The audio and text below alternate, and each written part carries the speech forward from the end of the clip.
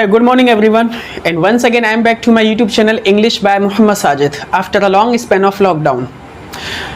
तो लगातार 3-4 महीने से देश में लॉकडाउन चल रहा है, जिसकी वजह से हम सब लोग परेशान हैं और काफ़ी लोगों का काफ़ी नुकसान भी हो चुका है। खैर चलिए हम अपने टॉपिक की बात करते हैं।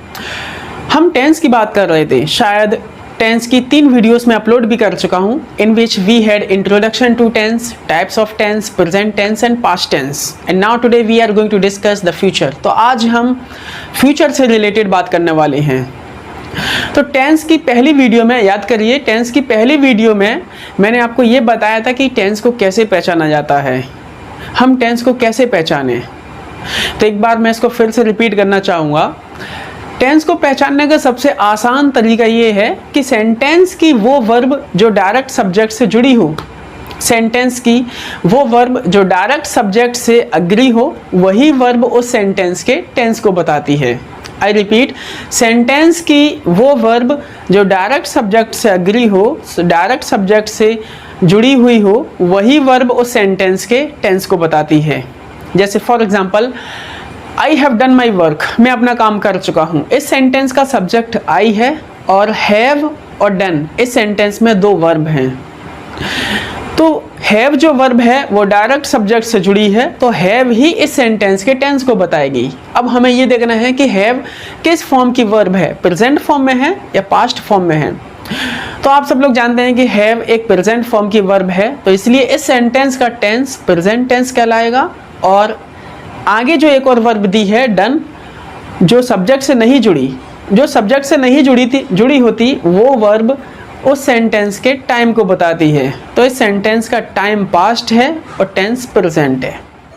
ये तो हर वर्ब की 6 फॉर्म्स होती हैं। शायद टेंस की पहली वीडियो में मैंने आपको बताया था कि हर वर्ब के 6 रूप होते हैं, present, past, infinitive, gerund, present participle and past participle. ये 6 फॉर्म्स हर वर्ब की होती हैं। और ये भी बताया था कि इन 6 फॉर्म्स में से सिर्फ 2 ही फॉर्म्स ऐसी हैं जो टेंस बताने का काम करती हैं, प्रेजेंट और पास्ट। बाकी जो 4 फॉर्म्स हैं वो टाइम बताने का काम करती हैं। तो ये सारी चीज़ें हमने टेंस की पहली वीडियो में क्लियर कर ली थी कि आखिर प्रेजेंट और पास्ट फॉर्म ही टेंस क्यों बताती हैं, बाकी जो 4 फॉर्म हैं वो टेंस क्यों नहीं बताती। ये टेंस की पहली वीडियो में हमने वेरीफाई कर लिया था। तो आज का हमारा टॉपिक है फ्यूचर से रिलेटेड एक्टिविटीज़। जितनी भी फ्यूचर में एक्टिविटीज़ होती हैं उन सबको हम एक एक करके अलग अलग स्ट्रक्चर के साथ साथ देखते हैं। तो देखते रहिए वीडियो को लास्ट तक, और मैं लास्ट में ये भी बताने वाला हूँ कि आखिर इंग्लिश में फ्यूचर टेंस क्यों नहीं होता। तो देखते रहिए। अभी हम बात करते हैं जिसको आप फ्यूचर टेंस बोलते हैं। उसका पहला पॉइंट है सिंपल फ्यूचर, जिसका स्ट्रक्चर होता है subject plus will oblique shall plus verb की first form plus object. Object आ भी सकता है, नहीं भी आ सकता। जब हमें फ्यूचर के किसी काम को व्यक्त करना हो, जब हमें भविष्य में कोई काम व्यक्त करना हो, तब हम ऐसे स्ट्रक्चर का यूज़ करते हैं। For example, I shall go to Delhi, मैं दिल्ली जाऊंगा। तो ये जाने का काम भविष्य में होगा, फ्यूचर में होगा। मैं प्लेटफॉर्म पर दौड़ूंगा, I shall run on the platform. वो कल स्कूल जाएगा, he will go to school tomorrow. तो जब भी हमें किसी फ्यूचर के काम को व्यक्त करना हो तो ऐसे स्ट्रक्चर का यूज़ करना होता है। अगला पॉइंट है फ्यूचर परफेक्ट। इसका स्ट्रक्चर होता है subject plus will oblique shall plus have plus verb की third form plus object. Object आ भी सकता है और नहीं भी आ सकता। जब हमें फ्यूचर में किसी काम को कंप्लीट बताना हो, फ्यूचर में कोई काम हो चुका होगा, तब हमें ऐसे स्ट्रक्चर का यूज़ करना होता है। फॉर एग्जाम्पल, मैं कल दिल्ली जा चुका हूँगा, I shall have gone to Delhi tomorrow. मैं कल क्रिकेट खेल चुका होऊंगा, I shall have played cricket tomorrow. इसका अगला पॉइंट है फ्यूचर कंटिन्यूअस। इसका स्ट्रक्चर होता है subject plus will oblique shall plus be plus verb की ING form plus object. Object आ भी सकता है, नहीं भी आ सकता। जब हमें फ्यूचर में किसी काम को जारी अवस्था में बताना हो, तब हमें ऐसे स्ट्रक्चर का यूज़ करना होता है। जैसे फॉर एग्जांपल, मैं कल दिल्ली जा रहा हूँगा, I shall be going to Delhi tomorrow. मैं परसों क्रिकेट खेल रहा हूँगा, I shall be playing cricket day after tomorrow. अगला पॉइंट है फ्यूचर परफेक्ट कंटिन्यूअस। इसका स्ट्रक्चर होता है subject plus will oblique shall plus have plus been plus verb की ING form plus object. Object आ भी सकता है और नहीं भी आ सकता। जब हमें फ्यूचर के किसी ऐसे काम को व्यक्त करना हो जो काम फ्यूचर में कुछ कंप्लीट हो चुका हो और कुछ अभी अधूरा हो, जो हो रहा हो।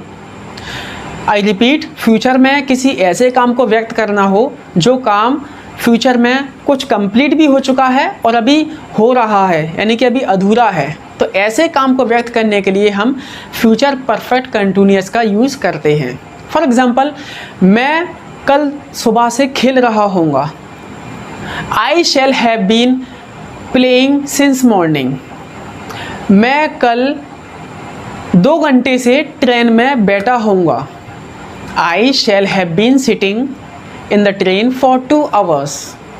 तो ये थी फ्यूचर से रिलेटेड कुछ एक्टिविटीज़ जिनको हमने एग्जाम्पल्स के साथ में देखा। अब चलते हैं उस पॉइंट पर जहां मैंने कहा था कि इंग्लिश में फ्यूचर टेंस नहीं होता। सुनकर आप हैरान रह गए होंगे कि हमने तो बचपन में पढ़ा था कि इंग्लिश में 3 प्रकार के टेंस होते हैं, प्रेजेंट, पास्ट एंड फ्यूचर। अब सुनने को मिल रहा है कि इंग्लिश में 2 ही प्रकार के टेंस होते हैं जिसमें फ्यूचर टेंस ही नहीं होता। तो मैं इस चीज़ को वेरीफाई करके बताता हूँ कि क्यों नहीं होता। अभी मैंने फ्यूचर के हर स्ट्रक्चर में विल शैल का यूज़ किया था और टेंस की पहली वीडियो में मैंने आपको बताया था कि सेंटेंस की वो वर्ब जो डायरेक्ट सब्जेक्ट से जुड़ी हो वही वर्ब उस सेंटेंस के टेंस को बताती है। तो यहाँ मैंने फ्यूचर के हर स्ट्रक्चर में मैंने विल शैल का यूज़ किया है और will shell he her subject से जुड़ी हैं। तो क्या आपको ऐसा लगता है कि विल शैल जो वर्ब हैं ये फ्यूचर फॉर्म की वर्ब हैं? नहीं, वर्ब की कोई भी फ्यूचर फॉर्म नहीं होती है।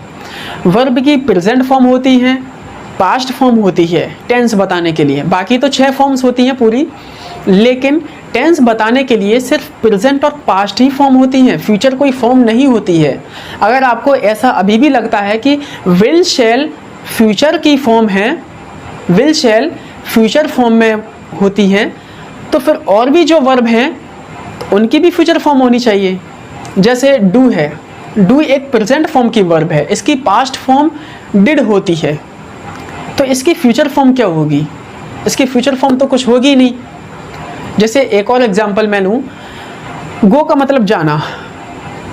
गो एक प्रेजेंट फॉर्म की वर्ब है, इसकी पास्ट फॉर्म वेंट होती है, तो इसकी फ्यूचर फॉर्म क्या होगी?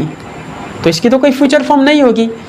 कहने का मतलब ये है कि वर्ब की फ्यूचर फॉर्म नहीं होती है।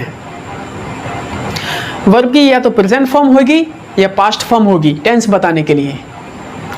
तो कोई भी फॉर्म फ्यूचर नहीं होती है वर्ब की, इसलिए जो विल शैल जो लिखा है वो खुद ही एक प्रेजेंट फॉर्म की वर्ब है। इनकी पास्ट फॉर्म, विल की पास्ट फॉर्म वुड होती है, शुड की पास्ट फॉर्म शुड होती है, इनकी फ्यूचर फॉर्म नहीं होती है। विल शैल खुद प्रेजेंट फॉर्म की वर्ब्स होती हैं, इसलिए विल शैल वाले सेंटेंसेस प्रेजेंट टेंस के अंतर्गत आते हैं। ऐसा आपको किसी स्टैंडर्ड बुक से पढ़ने को मिलेगा। तो आज के लिए इतना ही काफ़ी, मिलते हैं फिर नेक्स्ट वीडियो में। और हाँ, जितनी भी बातें अभी तक हमने टेंस में की हैं इन सब पर हमें एक बार प्रैक्टिस कर लेनी चाहिए। So we will practice in the next video and please like and share my video and don't forget to subscribe my channel and press the bell icon.